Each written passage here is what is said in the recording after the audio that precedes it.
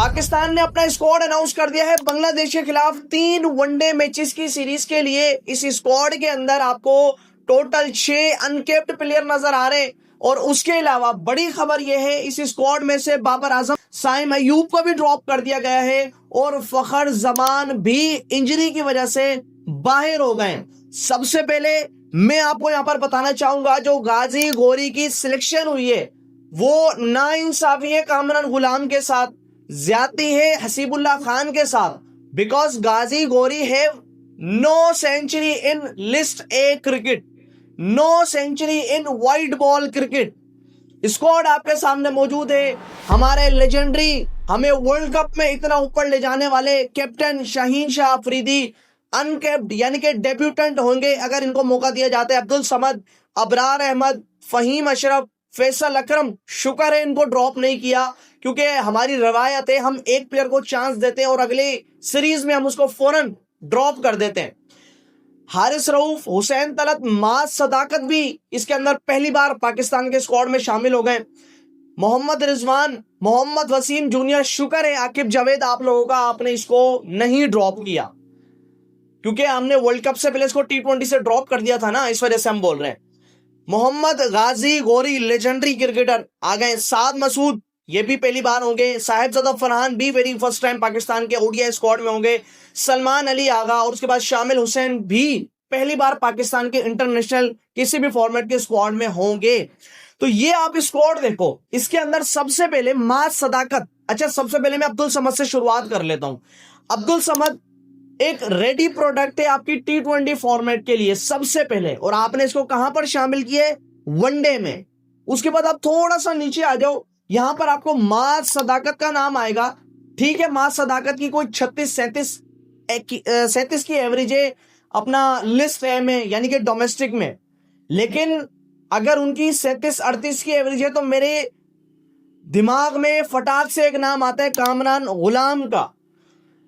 कामरान गुलाम की तकरीबन 9 से 10 सेंचुरीज हैं लिस्ट ए के अंदर और वो अभी तक पाकिस्तान के वनडे स्क्वाड में नहीं है। सिर्फ कुछ मैचेस के बाद उसको साइड लाइन कर दिया गया है, ड्रॉप कर दिया गया है और अभी तक ना वो टेस्ट टीम में, ना वो वनडे टीम में, ना वो 20 टीम में करीब करीब भी नजर नहीं आ रहा। तो इसको हम क्या कहेंगे वो आप मुझे बताओगे। फिर उसके बाद यहां पर आ जाते हैं आपके माज सदाकत के बाद आपके साद मसूद। यार इनकी अच्छी परफॉर्मेंसेस हैं, लेकिन क्या हमें हसीबुल्लाह के साथ हमने ज्यादती नहीं की? क्या हमने कामरान गुलाम के साथ ज्यादती नहीं की? देखो, बाबर आजम को आपने ड्रॉप कर दिया है। अच्छा, सबसे पहले मैं बाबर पर बात करूं तो बाबर को आपने ड्रॉप कर दिया है, आपने साइम को ड्रॉप कर दिया है और फखर वैसे भी नहीं खेल रहे। यार कोई सेंस बनता है इस चीज का? वर्ल्ड कप के अंदर मुश्किल से आपका 1 से 1.5 साल रह गया है और हम इतने शेकअप कर रहे हैं अपने स्क्वाड के अंदर। यार कहां का इंसाफ है ये? हम क्यों एक फॉर्मेट की बुनियाद पर दूसरे फॉर्मेट के प्लेयर को बिठा देते हैं? देखो, आपका सवाल, मेरा सवाल, आपका गुस्सा, मेरा गुस्सा जायज है कि इन्होंने वर्ल्ड कप में परफॉर्मेंस क्यों नहीं दिखाई। बिल्कुल बनता है T20 से ड्रॉप करना, बिल्कुल बनता है T20 में रेस्ट कराना, बिल्कुल बनता है, लेकिन एट द एंड ये वनडे सीरीज का स्क्वाड है। अगर आप ये कहते हो कि इसके अंदर हमने बाबर को, साइम को कि इनकी कंटिन्यूअसली परफॉर्मेंस नहीं आ रही थी, इस वजह से हमने इनको बेंच किया है, तो यहां पर मेरा सवाल खड़ा ये होता है कि शाहीन ने कौन सी परफॉर्मेंस दिखाई? आगा ने T20 वर्ल्ड कप के अंदर कौन सी परफॉर्मेंस दिखाई? एक चीज आपने माइंड में रखनी है, फखर, साइम, बाबर, रिजवान, सलमान अली आगा, ये आपके वो खिलाड़ी हैं जो कि एनी हाउ वनडे के स्क्वाड में बनते हैं चाहे मैचेस कहीं भी हो रहे हो, लेकिन हमने इनमें से आधों को उठा लिया, आधों को रेस्ट करवा दी। सलमान अली आगा कोई परफॉर्मेंस नहीं थी वर्ल्ड कप के अंदर लेकिन स्क्वाड में हैं। उसके बाद शाहीन अफरीदी कोई परफॉर्मेंस नहीं थी, फिर भी वो स्क्वाड में हैं।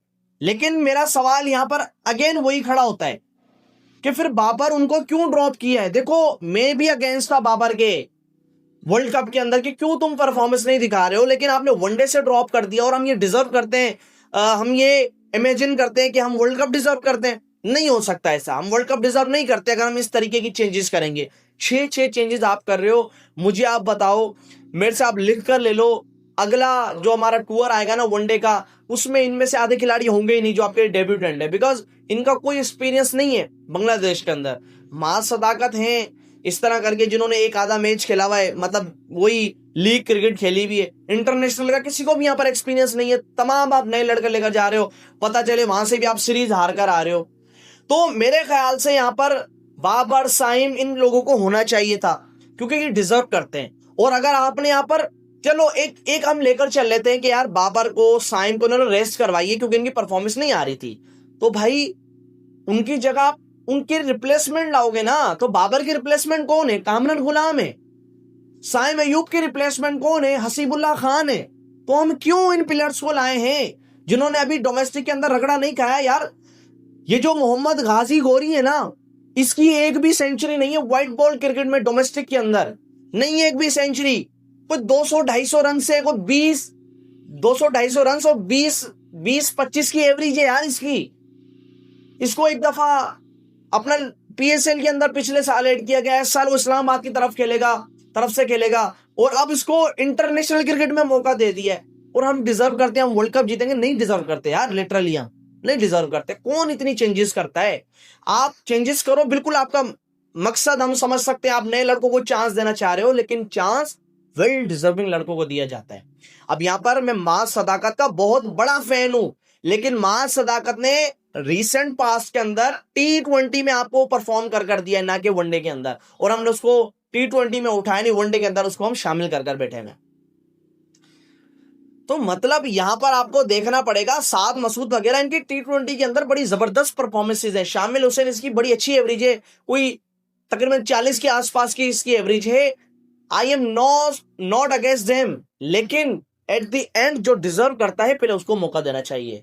जो कामरान गुलाम है, मैं बार बार उसकी इस वजह से बात कर रहा हूं क्योंकि उसकी तकरीबन कोई 29 से 30 सेंचुरीज हैं, 29 से 30 सेंचुरीज डोमेस्टिक के अंदर, टेस्ट, वनडे, T20 मिलाकर, तो उसको मेरे ख्याल से होना चाहिए था। और एक और खबर आई है, सरफराज अहमद को पाकिस्तान टेस्ट टीम का हेड कोच करार दे दिया गया है, 50-50 लाख फाइन कर दिया गया है पाकिस्तानी प्लेयर्स को। मतलब पता नहीं क्या हो रहा है, कुछ समझ नहीं आ रहा। वो मोहम्मद आमिर ने एक स्टेटमेंट दी थी कि अगर आपने खिलाड़ियों को फाइन करना है करो, लेकिन जो मैनेजमेंट है उसको भी करो साथ में।